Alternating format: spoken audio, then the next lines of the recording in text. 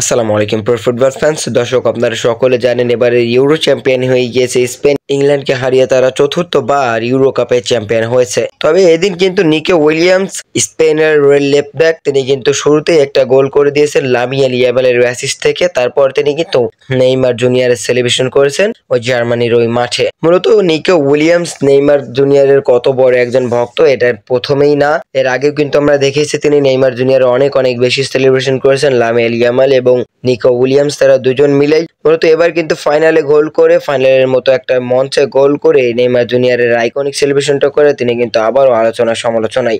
তো ম্যাচ শেষে সাংবাদিক নিকো উইলিয়ামসকে খুব স্বাভাবিকভাবে প্রশ্ন করে, নিকো, তুমি গোল করার পর নেইমারের সেলিব্রেট করো কেন এবং তোমার কাছে এর মানে কি? তখন নিকো উইলিয়ামস বলেন, তিনি নেইমার আমার কাছে একজন অনুপ্রেরণা, আমার আইডল। আমি যখন ছোট ছিলাম তখন থেকেই নেইমারকে অনুসরণ করে আসছি। আমি সর্বদা নেইমারের মতো অদ্ভুত কাজ করার চেষ্টা করি, ড্রিবল, যদিও কখনো কখনো এটি ভালো হয় না, তবে সত্য যে আমি খুব খুশি। মূলত নিকো উইলিয়ামস স্পষ্টভাবে বলছে নেইমার জুনিয়র তার আইডল এবং তাকে তিনি ফলো করেন, তার মতো সব অদ্ভুত ড্রিবলিং করার চেষ্টা করেন। আর এটা স্বাভাবিক ব্যাপার, একজন ভক্ত হলে তো নেইমার জুনিয়রের মতো সেলিব্রেট করবেই। তাই তো নিকো উইলিয়ামস প্রতিটা গোল করার পরে কিন্তু নেইমার জুনিয়রের এক একটা করে সেলিব্রেশন করে থাকে। তো দর্শক, নিকো উইলিয়ামসের মতো কি আপনিও নেইমার জুনিয়রের ফ্যান হতে চান? অথবা আপনিও কি নেইমার জুনিয়রের এত বড় ফ্যান? একজন ফুটবলার হয়ে একজন ফুটবলারের এত ফ্যান? তাহলে একজন ফ্যান হয়ে একজন ফুটবলারের কত বড় ফ্যান হতে পারে ব্রাজিলিয়ান সমর্থকেরা?